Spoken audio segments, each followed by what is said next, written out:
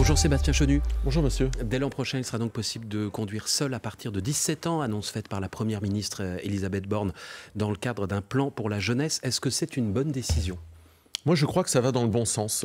Vous voyez, j'essaye d'être objectif. Je ne cherche pas à critiquer. Quand on le précise généralement, c'est que les critiques arriveront après. Oui. Oui, de toute façon, Madame Borne n'est pas exempte de critiques. Alors, c'est pas non plus l'annonce du siècle. Enfin, je veux dire, Elisabeth Borne, on préférait la sentir un peu plus audacieuse sur le pouvoir d'achat ou sur la sécurité. Mais enfin, sur cette question du permis à 17 ans, je pense que ça a une utilité. L'utilité, c'est de permettre, quand on est jeune, quand on est apprenti, par exemple, de pouvoir se transporter dans des zones dans lesquelles il n'y a pas de transport en commun. Et ça me semble utile. Ça soulève quand même des questions qu'il faut résoudre avant. La question notamment de la surmortalité routière des jeunes. Ça, c'est la première. 7% des usagers et 27% des accidents. Vous avez raison, ça c'est la première. On ne peut pas faire l'impasse là-dessus. Et j'ose espérer que tout ça a été bien anticipé par Madame Borne, qu'elle a bien résolu les questions qu'il faut lever. Le nombre d'inspecteurs d'ailleurs, parce que vous savez que le nombre d'inspecteurs du permis de conduire est en baisse constante depuis des années. Donc j'imagine qu'elle a un plan, qu'elle a budgété, qu'elle va nous l'expliquer, expliquant qu'il y aura plus d'inspecteurs du permis de conduire. Les délais, car aujourd'hui les délais s'accroissent. On met beaucoup de temps entre le moment où on s'inscrit et le moment où on peut passer le permis de conduire. J'imagine qu'elle a tout réfléchi aussi. Et puis le coût, car le coût... Tout ça est ironique, toutes les interrogations que vous soulevez là. Non, enfin, Madame Borne est Premier ministre de la France, elle annonce une mesure destinée à toucher. Donc si elle n'a pas résolu le problème des inspecteurs, des délais et du coût, alors c'est un effet d'annonce. Mais le coût, c'est important. Vous savez qu'il y a beaucoup de collectivités, je pense aux mairies en particulier souvent, qui accompagnent les jeunes financièrement parce que ça coûte cher un permis de conduire. Et puis il y a le problème de la responsabilité civile qu'on peut aussi regarder parce que jusqu'à présent, évidemment, à 18 ans, vous êtes vous-même responsable. Enfin, à 17 ans, la responsabilité civile, c'est vos parents. Donc si vous commettez une infraction, un accident, ça pose ce genre de problème. Mais je suis persuadé que Madame Borne, dans sa grande sagesse, qui a bien anticipé tout ça, va nous expliquer combien elle a prévu et qu'elle a résolu toutes ces questions de haute importance. Juste vous, dans votre programme, vous souhaitez qu'il n'y ait plus de retrait de points pour les excès de vitesse de moins de 20 km/h. En fait, vous êtes beaucoup plus laxiste que le gouvernement qui s'arrête à 5 km/h. Non, parce qu'en fait, on sait très bien que sur les excès de vitesse qui sont au-dessus de 20 km/h, d'ailleurs, vous savez que lorsque vous faites un excès de vitesse de 20 km/h, ce n'est pas toujours ce chiffre-là qui est retenu. Il y a toujours des marges, etc.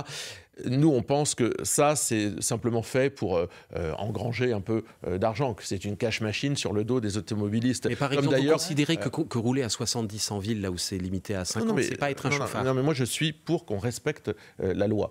Quand c'est 70, on doit rouler à 70. Je ne suis pas du tout pour qu'on incite à faire autre chose. Quand c'est 50, on doit rouler à 50, etc. Mais vous avez vu, vous vous souvenez du débat sur les 90 km/h sous Édouard Philippe. Donc, on voit bien que souvent, ça a été des décisions un peu technocratiques qui ont été prises et qui servaient à masquer la volonté de pouvoir utiliser les conducteurs comme de dire plus des de points cash perdus machines. jusqu'à... Non, et je rebondis d'ailleurs sur autre chose, c'est sur le contrôle technique pour les deux roues qui a été imposé. Là aussi, on sait que 95%, je crois que c'est le chiffre, des accidents de deux roues ne sont pas liés à un matériel qui est défectueux, c'est-à-dire un contrôle technique qui aurait mis en lumière un matériel défectueux, mais à une route qui est en mauvais état, etc. Donc on voit bien que souvent, moi j'aimerais aussi qu'on arrête un peu de prendre les automobilistes pour des vaches à lait, qu'on leur tape toujours dessus.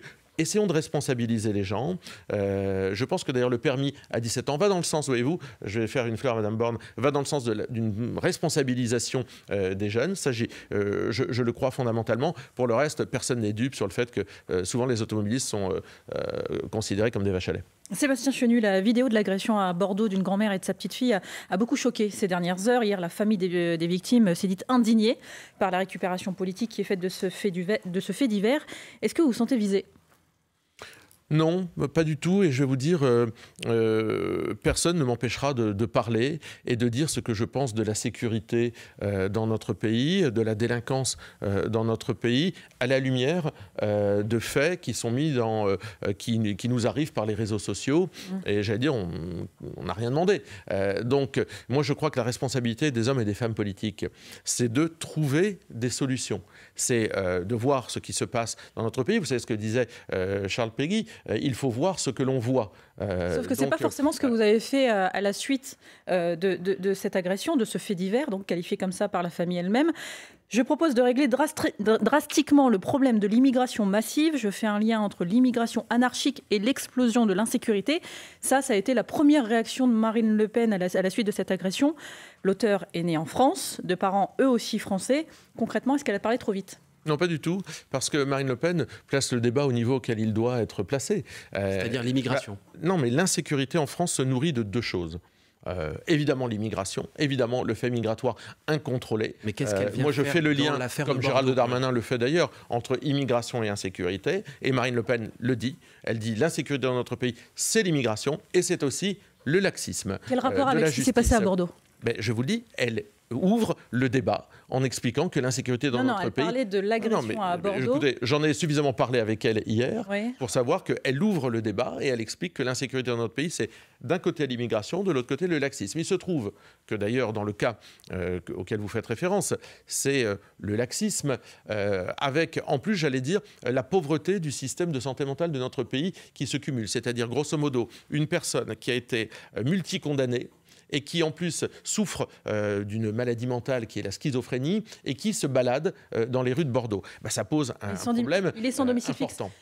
Pardon Sébastien Chenu, je reviens à ma première question. Est-ce que Marine Le Pen a parlé trop vite en parlant d'immigration immédiatement, alors que l'auteur des faits est né en France ? Non, mais je viens de vous dire parce qu'elle élargit le débat. Mais en revanche... Je vais être plus cash que ça. En gros, est-ce qu'elle a parlé d'immigration parce qu'elle a vu qu'il était noir ? Non, pas du tout. Et simplement, par contre, moi je vois Sacha Houlier, le président de la commission des lois, qui n'est pas du Rassemblement national, il a appelé à expulser ce monsieur. Ce monsieur, il est français. Donc là, par contre, c'est quelqu'un qui se prend les pieds dans le tapis. Je vous pose la question sur Marine Le Pen. Oui, non, mais moi je est-ce que c'est difficile de dire on s'est planté en fait ? Elle a vu qu'il était noir, elle a parlé d'immigration. Elle vous explique depuis des années que l'immigration est une des causes importantes de l'insécurité dans notre pays. Donc voilà, je crois que ce discours-là, en plus, on le connaît, on le tient, on l'explique et on l'étaye année après année. Je note aussi que dans une ville comme Bordeaux, j'ai regardé les chiffres de l'insécurité à Bordeaux, qui sont en augmentation, plus 4% par exemple d'atteintes aux biens, plus 5% sur les vols de personnes.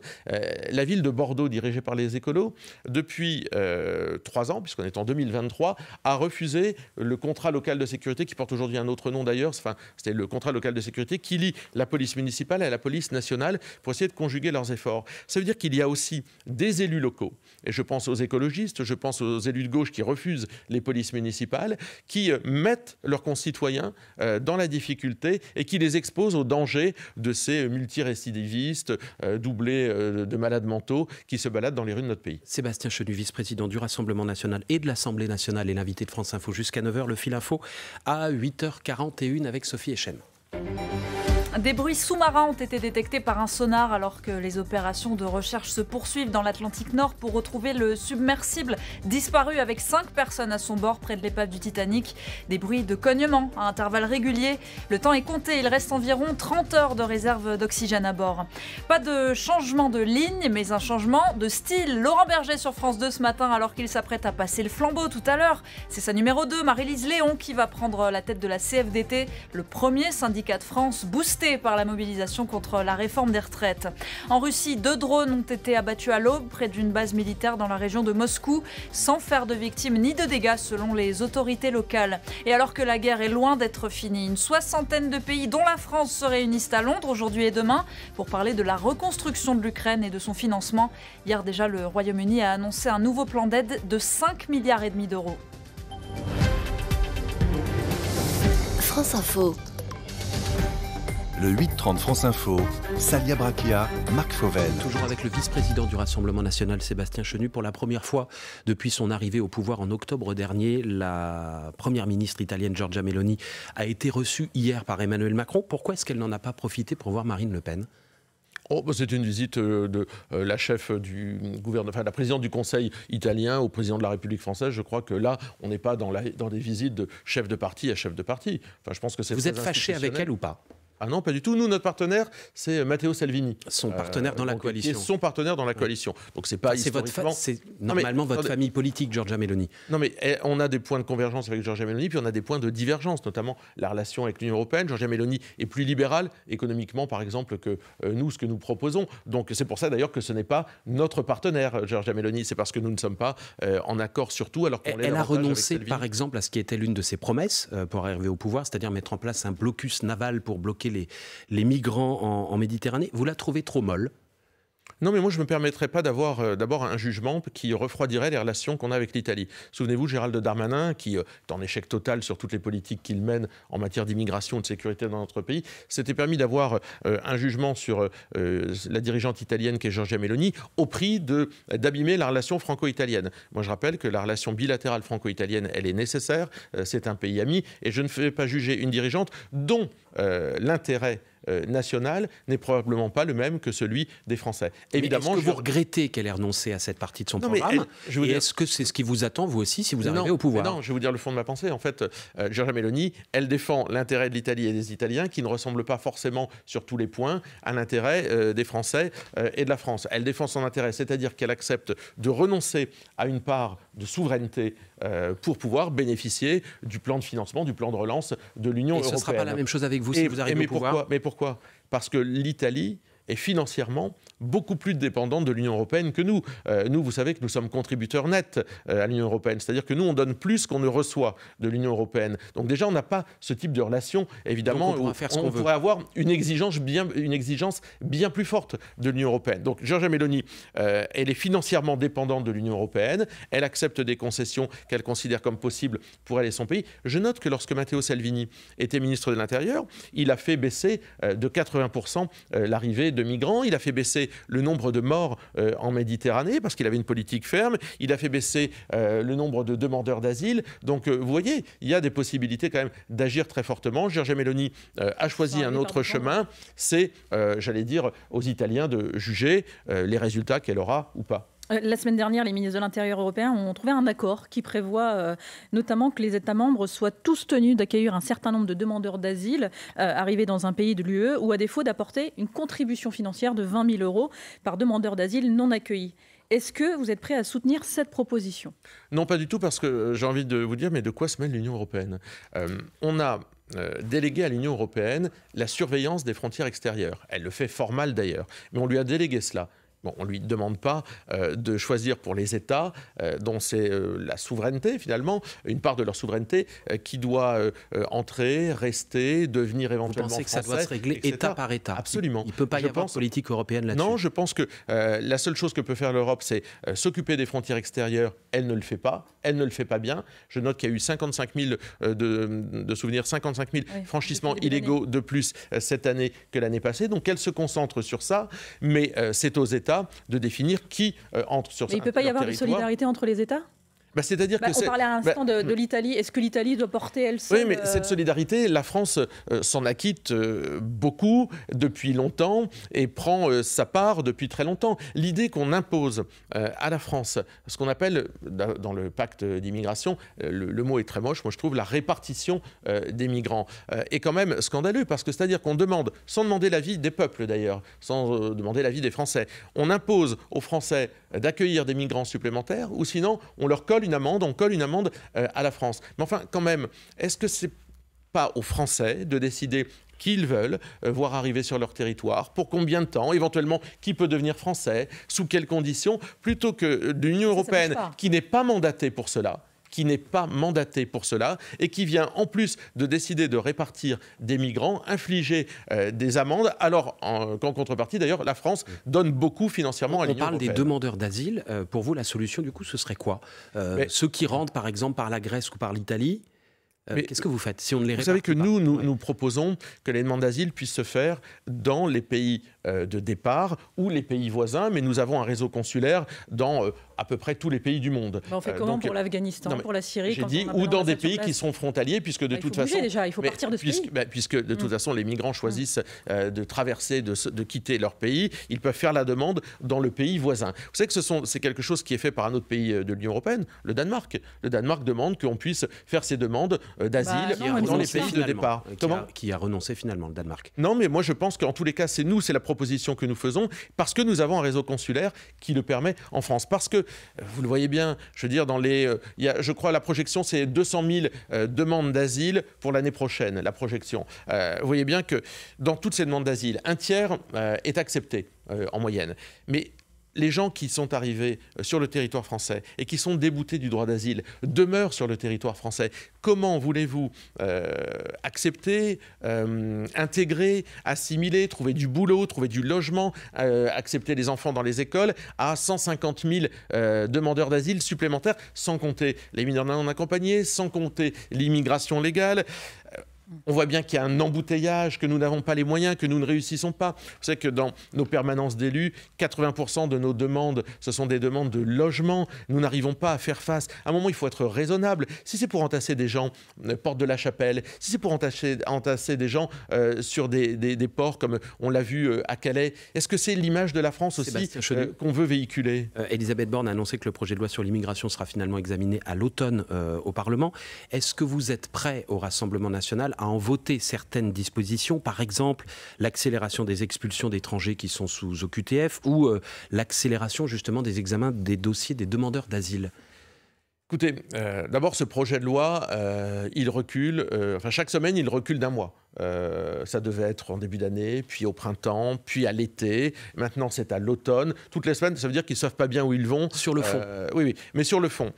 Toutes les mesures qui peuvent aller dans le sens que nous considérons comme étant plus fermes, nous pouvons les voter. Le problème, c'est qu'à la fin, en tous les cas, dans ce que nous savons du texte aujourd'hui, il y a l'ouverture d'une nouvelle voie d'immigration qui est la régularisation de travailleurs clandestins, c'est-à-dire des gens qui n'ont pas de papier en France et qui travaillent dans des restos sous certaines conditions, évidemment. Qui exercent et donc dans des c'est une nouvelle voie, d'immigration à laquelle nous devons faire face. Et évidemment, mais cette voie, elle existe déjà. Non, mais ça effondre. Non, puisque ce sont ces gens-là qui font tourner aujourd'hui les cuisines et certaines professions. Non, attendez, on va y venir. Mais cette voie, cette proposition, elle effondre tout l'aspect fermeté. Mais vous savez, c'est le traditionnel en même temps du gouvernement sur l'immigration. Ils vont d'un côté essayer de nous donner des sucres d'orge en disant ici on va être très ferme, et de l'autre côté ils vont ouvrir une voie d'immigration incroyable. Et une fois d'ailleurs que les gens en question, par exemple, peuvent sortir d'un emploi, se retrouver au chômage, qu'est-ce qu'on fait? Ils auront été régularisés. Donc d'autres arriveront. Elisabeth Borne, c'est que la personne en question soit en CDI. Et ce sont des titres temporaires. Écoutez, moi je vais vous dire, tout ça, c'est une fumisterie. Parce qu'on nous explique éternellement que les Français ne veulent pas travailler, les Français ne veulent pas bosser. Et on nous a fait le coup pendant des années, rappelez-vous avec cet exemple très concret, avec les éboueurs. Moi j'en parle souvent avec les éboueurs le matin lorsque je les vois et qu'on en parle. Il y a quelques années, 70% des éboueurs, c'est un métier difficile, étaient des étrangers. Parce qu'on nous disait les Français ne veulent pas le faire. C'était il y a des années, c'était toutes les années 90 et 2000. C'est un métier qui a été profondément rénové dans sa formation, dans son, entre guillemets, attractivité et dans sa rémunération. Aujourd'hui, 70% des éboueurs sont des travailleurs français. Et le nombre de travailleurs étrangers, en tout cas la main-d'œuvre étrangère, est en diminution dans ce domaine-là parce que le métier a été rendu plus attractif, mieux payé, donc c'est au patron de faire formé. l'effort. Donc ça veut dire que la formation, l'attractivité des métiers, la rémunération de cela, et l'État peut accompagner, bien entendu, l'État doit accompagner les entreprises là-dessus, eh bien c'est le vecteur numéro 1 pour faire en sorte de ramener des Français vers l'emploi et dans ces emplois difficiles. Sébastien Chenu, vice-président du Rassemblement national, invité de France Info. Il est 8h51, Sophie Echen pour le Fil Info. De gros dégâts dans le sud-ouest après les orages hier. Dans le Tarn-et-Garonne, à Moissac, un homme de 69 ans est en urgence absolue, victime de la chute d'un arbre. Des dégâts aussi dans le Gers, dans les Pyrénées-Atlantiques, à Espelette, où les champs de piments ont été dévastés. Près de 450 migrants ont installé leur tente en face du Conseil d'État à Paris hier soir avant d'être délogés par la police dans la nuit. Accompagnés de militants associatifs, ils réclamaient une mise à l'abri alors qu'ils risquent d'être expulsés à la fin du mois. La course contre la montre pour retrouver le sous-marin parti parti explorer l'épave du Titanic au fond de l'Atlantique avec 5 passagers à son bord, dont un Français. Le dernier contact date de dimanche soir. Des bruits ont été captés sous l'eau il y a quelques heures. Une nouvelle recrue française au club de foot saoudien Al Ittihad. N'Golo Kanté, milieu de terrain de Chelsea et champion du monde en 2018. Il vient de signer pour 3 ans. Il rejoint son compatriote Karim Benzema qui lui a souhaité la bienvenue dans, je cite, la meilleure équipe d'Arabie Saoudite. France Info. Le 8-30 France Info, Salia Brakia, Marc Fauvel. Toujours avec Sébastien Chenu, le vice-président du Rassemblement national. Marine Le Pen va écrire au patron pour tenter de les rassurer. Est-ce que c'est une façon de répondre à Geoffroy Roux de Bézieux, le patron du MEDEF, qui dit qu'elle n'a aucune compétence économique et qu'elle ne travaille pas assez ? Écoutez, moi je laisse au MEDEF son mépris. On sait que le MEDEF est un peu spécialiste du mépris de classe et je lui laisse. Marine Le Pen porte un programme qui s'adresse à tous les Français et en particulier à la France qui travaille. Nous, je crois que nous sommes le seul parti politique qui défende la France qui bosse, la France qui a travaillé, la France qui aimerait travailler. Et en cela, les patrons, les chefs d'entreprise, des PME, des TPE sont évidemment des partenaires essentiels. Et il faut, je crois, leur expliquer notre vision des choses.